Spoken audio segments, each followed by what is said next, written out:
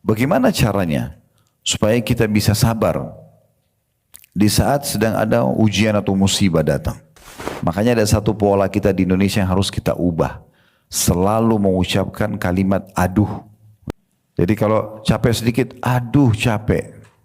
Alhamdulillah capek. Karena memang dengan letih itu, kalau curhat, menceritakan panjang lebar segala macam, itu kepada Tuhan. Allah subhanahu wa ta'ala. Coba mulai sekarang resep ini ya. Ada masalah yang dianggap berat, jangan curhat sama manusia. Percuma. Bismillahirrahmanirrahim. Adanya nikmat dan adanya ujian. Ya. Jadi tidak ada orang di muka bumi ini yang tidak diuji. Semuanya pasti akan diuji oleh Allah subhanahu wa ta'ala. Cuma memang ujian ini kalau kita ingin lebih rincikan lagi, ada dua hal. Ada dua ya. Yang pertama itu ujian yang murni datang dari Allah subhanahu wa ta'ala. Misal teman-teman lagi tidur, terus bangun tiba-tiba flu misalnya ya. Ujian. Atau hal-hal yang memang di luar daripada campur tangan kita. Ya. Nah ini fungsinya untuk membersihkan dosa-dosa dan juga untuk meninggikan derajat. Ya. Misalnya ada derajat-derajat di surga itu tidak bisa dijangkau dengan 100 tahun sholat, 100 tahun puasa, 100 tahun sedekah, tapi bisa dijangkau dengan ujian. Ada orang yang diuji, divonis oleh dokter kena penyakit misalnya. Nah penyakit itu dia harus berobat atau minum obat seumur hidupnya. Contoh misal. Nah itu berarti ujian. Atau dia sakit. Prosesi melalui sakit itu mungkin 5 tahun, 10 tahun baru dia sembuh. Nah prosesi ini semua adalah tadi untuk pembersihan dosa, peninggian derajat ya di surga itu. Ada ujian yang datang karena kita sebabnya. Tapi akan berfungsi yang sama. Misal contoh ada orang dia menggosipin orang lain. Atau dia memfitnah orang lain. Atau dia mengganggu orang lain. Sehingga respon yang datang sama. Orang lain pun akhirnya gosipin dia. Atau fitnah dia. Atau bahkan merespon apa yang dia lakukan. Misalnya dia mukul, maka orang lain juga mukul misalnya. Ini juga ujian. Tapi sebabnya adalah kita. Kalau poin ini kita dilarang dalam Islam, tidak boleh kita menjadi penyebab ujian ini datang. Ya, seperti tidak boleh memang sengaja kita tahu nih makanan basi dimakan, sudah tahu efeknya akan sakit, tapi tetap aja dia konsumsi, ini tidak boleh. Tetapi kalau sudah terjadi, sudah terlanjur, saya terlanjur orang pernah gosipin orang lain, pernah fitnah, pernah mukul, kemudian misalnya dia makan makanan yang kurang sehat atau kurang bersih sehingga dia sakit. Tetap nanti ujian yang datang itu adalah pembersihan terhadap kesalahan dia. Pembersihan terhadap dosa-dosa. Jadi nanti dengan respon yang terjadi itu akan jadi pembersihan dosa dia. Dan orang yang sudah diuji oleh Allah subhanahu wa ta'ala seperti ini di dunia, insya Allah nanti di akhirat tidak diuji lagi. Karena sudah ada balasannya di dunia. Nah seperti itulah ya. Nah di sini ada konsep yang sangat baik dalam Islam yang kita diajarkan. Kalau nikmat sedang melimpah, solusinya agar nikmat itu tetap bertahan, bersyukur. Ya. Habis makan yang enak, habis minum yang enak, apa sajalah. Istirahat yang cukup, harta yang melimpah, apalah, kesehatan dan seterusnya. Kita mengatakan Alhamdulillah, nah itu adalah perintah Allah SWT agar nikmat itu bisa bertahan. Ya. Kalau ujian sedang datang, perangkatnya adalah sabar. Dan sabar ini artinya menerima keputusan Allah, kemudian ikhtiar mencari jalan keluar. Ya. Kita bangun pagi tadi, flu. Nah di sini kita harus sabar. Apa itu sabar? Sabar kita terima dulu. Oh Allah lagi uji saya. Karena biar kita ngomel-ngomel, tetap aja kita flu. Nah gitu. Maka kita sabar. Bagaimana caranya? Terima itu. Allah lagi uji saya. Kemudian kita ikhtiar. Kita minum obat, minum teh hangat, misalnya istirahat yang cukup, kemudian kita sembuh. Nah seperti itu. Ya. Nah ini harus ada ya. Syukur dan sabar ini adalah dua sayap kehidupan kita yang bisa membuat kita stabil jalan. Nah, Jadi ibarat kalau pesawat itu dua-dua sayapnya normal, maka akan aman perjalanannya. Nah seperti itu. Jadi tidak bisa Bapak Ibu sekalian, kita kalau ada nikmat bersyukur, tapi kalau ada ujian kita berkeluh kesah. Seperti ibaratnya pesawat cuma punya satu sayap saja. Ya. Tidak bisa juga kita kalau lagi diuji, miskin, susah hidupnya, dia sabar. Tapi begitu Allah bukain rezeki, malah kufur kepada Allah. Tidak bersyukur. Jadi kita harus berada di antara keduanya. Ya. Nah pada kesempatan ini kita akan membahas bagaimana caranya supaya kita bisa sabar di saat sedang ada ujian atau musibah datang. Nah di sini kita lihat penulis mengangkat dalil yang pertama. Ini yang menyebutkan tentang apa yang Bapak Ibu dapatkan kalau sedang ada ujian. Nah, supaya kita bisa, oh memang saya sebaiknya sabar. Selain sabar itu memperintah agama, juga ternyata ada yang kita dapatkan. Bisa dilihat di halaman 50 ya, di buku kita. Di amal ke-15 musibah yang menimpa seorang muslim, diangkatlah sebuah hadis dari Aisyah radhiyallahu anha. Dia berkata Rasulullah sallallahu alaihi wasallam bersabda, "Ma min musibatin tusibul muslima illa kaffarallahu biha anhu hatta syaukati yushakuha." Tidak ada satu musibah pun, kecil ataupun besar, ya, sederhana ataupun berat, yang menimpa seorang muslim, kecuali Allah akan menghapus dengan musibah atau ujian itu dosa-dosanya, sampai duri yang menusuk dirinya. Hadis diriwayatkan oleh Bukhari. Ya, jadi artinya semua nih, ya, apapun yang sampai kepada kita, maka yang kita tidak suka, tidak nyaman dengannya, kalau kita bisa menerima sebagai ujian dari Allah dan kita bersabar, sabar sekali lagi terima dulu. Jangan berkeluh kesah. Oh ini Allah lagi uji saya. Sebagaimana kalau nikmat sedang ada kita bersyukur. Kemudian baru kita ikhtiar mencari jalan keluar. Saya sudah kasih contoh tadi kalau kita bangun tidur sakit, terima dulu, nggak usah keluh kesah. Ya. Maka akan menjadi pembersihan dosa-dosa kita. Nah, ada hadis di bawahnya itu lebih rinci. Kita bisa lihat di situ hadis yang kedua dalam buku kita ini dari Abu Hurairah radhiyallahu anhu diriwayatkan bahwa Rasulullah sallallahu alaihi wasallam bersabda, "Ma yusibul muslima min nasabin wala wasabin wala hammin wala hazanin wala adhan wala ghammin hatta syaukati yushakuha illa kaffarallahu biha min khatayahu." Ini lebih rinci ya, perhatikan, tidak ada sesuatu pun yang menimpa seorang muslim. Nah, supaya orang tidak bertanya lagi, apa itu sesuatu ya Rasulullah? Maka Nabi SAW merincikan. Walaupun sederhana, baik berupa letih. Siapa yang antara kita yang tidak pernah letih? Pasti letih. Kalau kita beraktivitas, kita capek ya. Capek itu, kalau teman-teman terima sebagai ujian dari Allah, jadi pembersihan dosa.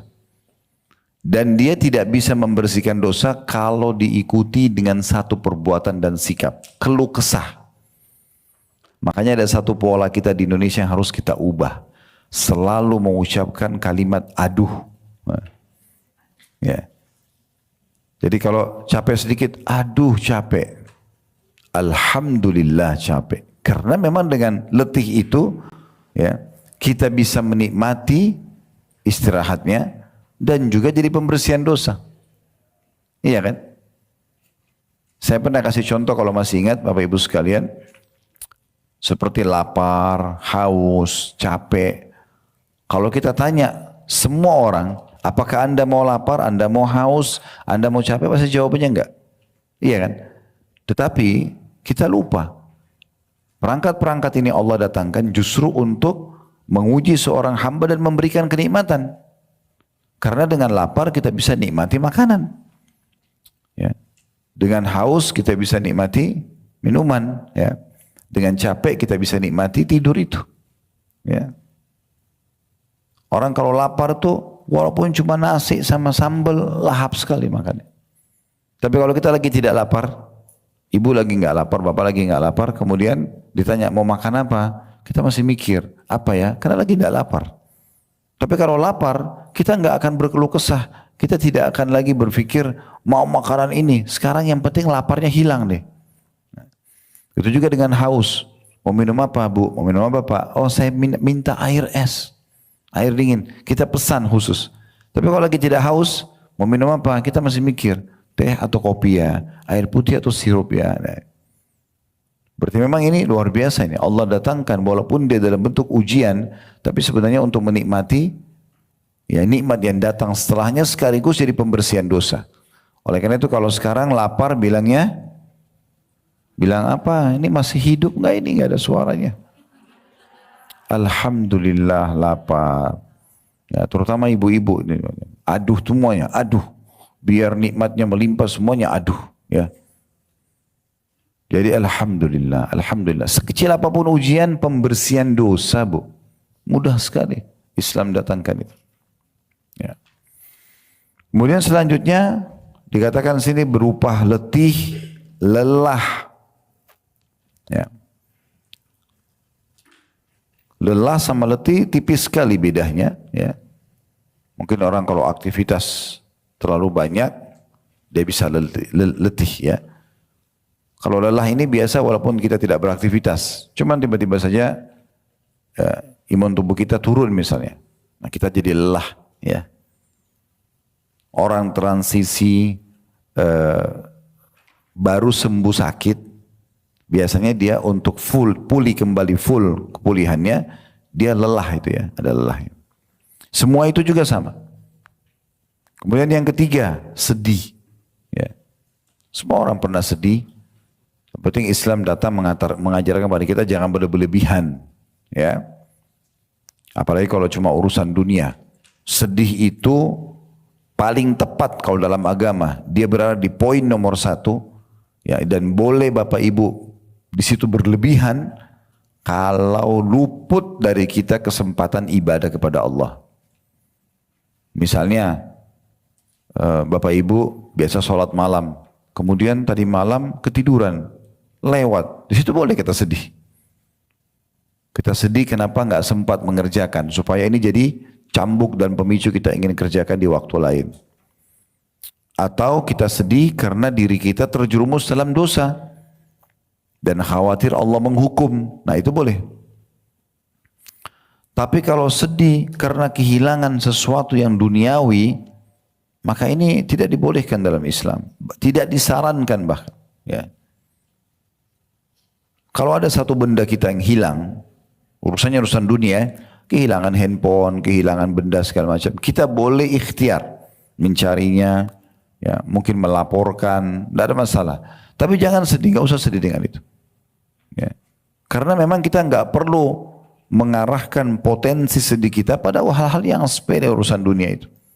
Ini idealnya dalam Islam.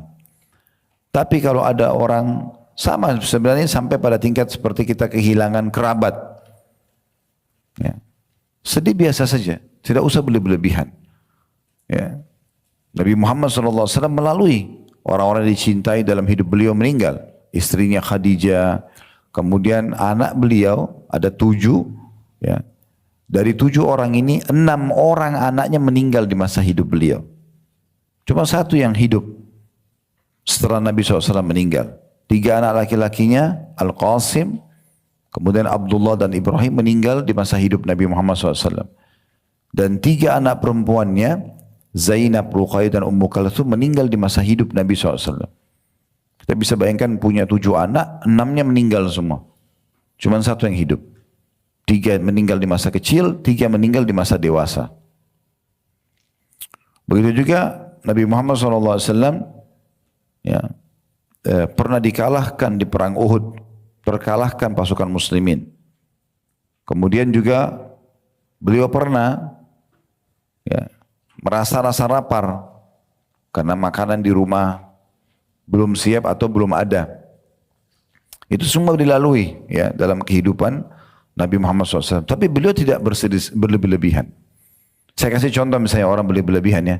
Ada orang hanya karena tidak sempat atau tidak dapat makanan favoritnya. Misal dia lagi pengen makan di satu restoran. Kemudian pergi ke restoran tersebut ternyata habis stoknya. Ada orang karena berlebihan dalam sedihnya, sampai itu menjadi bahan bahasan 1 bulan. Kemarin saya ke sana itu habis, padahal saya pengen sekali. Padahal tidak ada manfaatnya dibahas. Sederhanakan saja. Kalau kita mau makan satu makanan, tidak ada, ya sudah pindah ke makanan yang lain. Ya, gitu. Itu kan cuma beda kemasan ya. Pernah saya jelaskan tuh masalah kemasan? Ya. Pernah nggak? Kayaknya pada lupa nih. Jadi di dunia ini banyak serba kemasan aja. Jangan kemasan itu membuat kita akhirnya melanggar hukum Allah. Ya. Contoh misalnya kemasan itu gini. Kalau ada orang makan di piring emas sama orang makan di daun, bedanya apa? Kemasannya. Tapi intinya apa? Kalau ada orang makan nasi, tempe, ayam, sayur lengkap semua, dengan ada orang makan nasi sama tempe saja. Intinya makan kan? Kemasannya yang berbeda. Memang Ustaz ada beda nutrisinya, oke lah. Tapi kita bicara makan, lapar kita hilang kok. Mungkin beda-beda sedikit, tapi dia intinya makan kan? Udah biasa aja. Apa yang Allah berikan sebagai rezeki, nikmati saja. Kenapa harus berkeluh kesah? Oh Alhamdulillah Allah kasih rezeki saya hari ini. Nah begitu. Sehingga tidak semuanya dijadikan sebagai bahan keluh kesah. Karena keluh kesah ini berhubungan sekali dengan bahasan kita.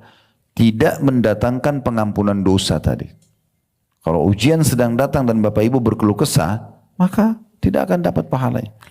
Sampai pada tingkat Imam Ahmad rahimahullah, beliau pernah sakit, beliau bilang begini, aduh sakit, itu aja. Ditegur oleh seorang teman beliau juga, seorang ulama di masanya, beliau mengatakan, yang menegur Imam Ahmad ini, mengatakan aduh adalah keluh kesah. Kamu mengeluhkan Tuhanmu yang sedang memberikan kau ujian. Kata Imam Ahmad, semenjak itu saya tidak pernah ucapkan kalimat aduh. Kata beliau begitu. Karena memang akhirnya seakan-akan kita memprotes keputusan Allah SWT. Padahal Allah lebih tahu. Ya. Nanti di hari kiamat Bapak Ibu sekalian, pada saat semua sudah Allah bukakan, tidak ada lagi pembatas antara kita sama Allah, sama surga, kita bisa lihat neraka, amal-amal kita semua dibuka, kita baru tahu, oh ternyata waktu itu saya diuji itu baik buat saya. Karena dengan ujian itu, toh kita juga bisa lalui, ternyata kita dapat derajat yang tinggi di surga, dosa-dosa kita yang mungkin tidak cukup dengan istighfar akan diampuni dengan itu. Coba dengarkan ada hadis Nabi SAW yang lain, ada dosa-dosa tidak cukup dengan istighfar. Tapi Allah akan bersihkan dengan penyakit yang ditimpakan kepada hamba tersebut. Jadi semua pasti dengan hikmah yang luar biasa. Ya. Kalau Bapak Ibu konsultasi, bukan curhat ya, pada ahlinya, kita lagi sakit, datang ke seorang dokter, baru sampaikan, dok saya sakit kepala sudah 3 hari, apa obatnya? Konsultasi, kita bukan mengeluh itu. Sampaikan. Dokter juga akan tanya, sakitnya apa yang dirasakan. Oke, kita jawab. Tidak ada masalah. Tapi kalau kita flu, satu kampung tahu kalau kita flu, semua orang yang kita temuin, saya flu. Ini seperti mengeluhkan Tuhannya. Mereka juga tidak bisa berikan solusi apa-apa. Kan begitu. Jadi itu poinnya ya. Untuk mendapatkan keutamaan ini kita harus jeli. Itu rasa sedih. Kemudian setelahnya duka. Ya. Biasanya ini kalau duka lebih dalam dia. Ya. Lebih berat lah yang membuat orang duka. Seperti tadi kalau meninggalnya orang yang dicintai misalnya. Orang tua kita meninggal, anak kita meninggal. Terlalu dekat sama mereka. Terus kemudian kita merasa. Ini Nabi SAW ajarkan. Boleh nggak menangis? Boleh menangis. Nabi SAW waktu anaknya Ibrahim meninggal, beliau tetesin air mata, tapi nggak ada suaranya. Nabi nggak ada suara, cuma tetes air mata. Lalu beliau mengucapkan kalimat, wahai Ibrahim, anaknya beliau meninggal masih bayi. Wahai Ibrahim, kami sedih berpisah denganmu, tapi kami tidak akan pernah mengucapkan kecuali kata-kata yang Tuhan kami ridhoi. Jadi kami tidak akan keluhkan ini, karena kamu ini milik Tuhanmu, saya juga milik Tuhanmu, sama. Allah lebih tahu kenapa Allah matikan anak itu di umur itu. Jadi nggak perlu berlebihan. Nah, orang kalau tidak punya bekal agama yang cukup, hidupnya penuh dengan keluh kesah semuanya. Semuanya salah. Dan ini berbahaya kalau Bapak Ibu sudah mulai dengan bibit kecil saja, selalu diisi dengan keluh kesah, semuanya kita akan keluh kesahkan. Ya. Jadi usahakan teman-teman sekalian kita konsultasi ya pada ahlinya. Sama dokter, dok saya sakit ini, obatnya apa? Silakan check up ini, silakan dicek ini. Baik, kita ikutin. Selesai. Dan ahlinya, yang lain tidak perlu. Konsultasi agama pada ahlinya. Kalau curhat, menceritakan panjang lebar segala macam, itu kepada Tuhan. Allah subhanahu wa ta'ala. Coba mulai sekarang resep ini ya. Ada masalah yang dianggap berat, jangan curhat sama manusia. Percuma. Kalau kita curhat pada orang yang mencintai kita, kayak kedua orang tua kita misalnya atau pasangan hidup, kita hanya tambah beban buat mereka. Kalau kita cerita pada teman-teman yang atau musuh kita, mereka tambah gembira. Kan gitu.